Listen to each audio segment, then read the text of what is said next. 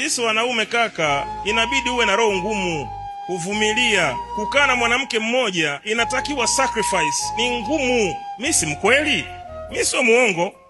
Umekuja kwa msema kweli hapa. Kama unataka uongo nenda huko, mimi sio muongo.